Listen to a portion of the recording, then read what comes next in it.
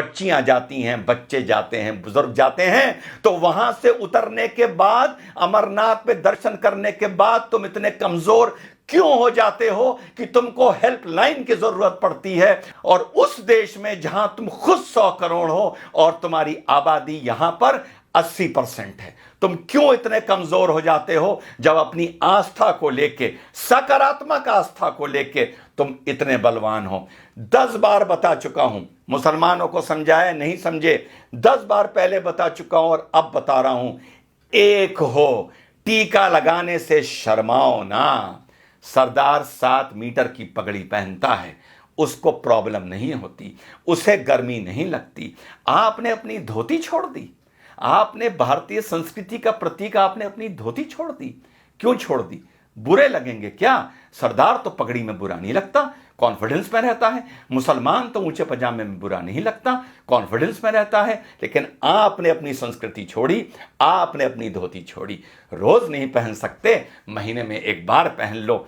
Office जाओ धोती पहन के, तिलक लगा के, मॉल जाओ, शॉपिंग जाओ, शादी ब्याह पार्टी में जाओ, थिएटर में पिक्चर देखने जाओ, धोती पहन के जाओ और तिलक लगा के जाओ। अगर मैं हिंदू होता, रोज तिलक लगाता। यूं बात अलग है कि तिलक मुझ पर बहुत अच्छा लगता है, लेकिन जब मौका लगता है तब लगवाता हूं, और उसे तब तक नहीं मिटाता जब तक वो रूटीन में धुल ना जाए, क्योंकि मुझे तिलक लगा के गर्व महसूस होता है as an Indian, as a भारतीय। यार, आप तो हिंदू हो, सनातन धर्म को मानने वाले हो, आपके तो धर्म से ये भी चीज जुड़ी हुई है। हम तो चलो संस्कृति के नाम पर कभी कभी लगा लेते हैं, तुमको क्यों शर्म आती है? इस शर्म से हिंदू नौजवानों बाहर आओ। आपकी हिंदू महिलाएं मंगलसूत्र पहनती हैं, सर पर सिंदूर लगाती हैं, माथे पर बिंदी लगाती हैं। आप क्या करते हैं? ये अपनी निशानी बताने के लिए कि ये हम भारतीय हैं और भारतीय हमारी संस्कृति है।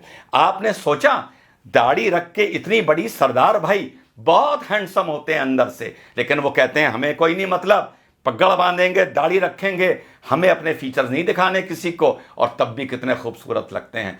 मूंछ कटा के मुसलमान कोई खूबसूरत नहीं लगता, ऊंचा पजामा पहन के कोई मुसलमान खूबसूरत नहीं लगता। आपको लेकिन यह लगता है कि धोती पहनकर आप बैकवर्ड लगेंगे, आपको यह लगता है कि सर पर तिलक लगाकर आप बैकवर्ड लगेंगे, आपको यह लगता है कि चोटी रखकर आप पंडे या बैकवर्ड लगेंगे। इसको अपने वे ऑफ लाइफ में लाइए।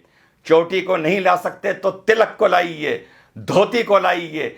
5 मिनट 10 मिनट फालतू लग जाएं, बाजार भी जाइए, घूमने भी जाइए, तो कभी कभी महीने में 2 4 5 बार धोती पहन के जाइए। दफ्तर जाइए, तिलक लगा के जाइए।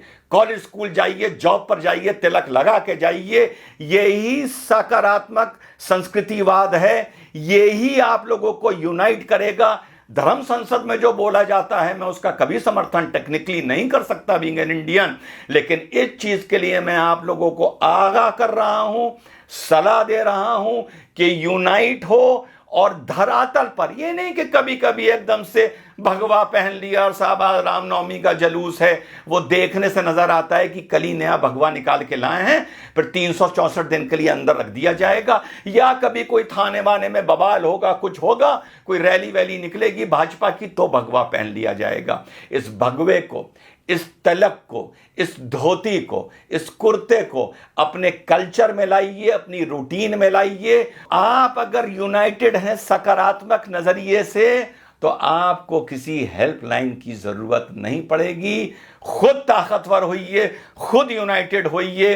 तो संदेश मेरा यही है मेरे सनातन धर्म के मानने वाले साथियों, ज्यादा मैं नहीं बोल सकता, बतौर मुसलमान बोलूंगा तो तुम ही में से 10 खड़े हो जाएंगे ये कहने के लिए कि मुसलमान में ज्यादा ज्ञान आ गया है, ये ज्यादा हमें ज्ञान दे रहा है, और 10 खड़े हो जाएंगे ये बोलने वाले कि ये भड़का रहा है, और बाकी शायद चुप हो जाएंगे और मुट्ठी भर मेरी बात समझेंगे। और यही आप लोगों का आगे जाके 50-100 साल बाद पछतावे का सबब बनेगा। तो आप लोगों को मेरा यही संदेश है, सकारात्मक तरीके से यूनाइट करिए, सकारात्मक तरीके से अपनी संस्कृति को पुनः जीवित और पुनः पैदा करिए। तिलक को अपना वे ऑफ लाइफ बनाइए।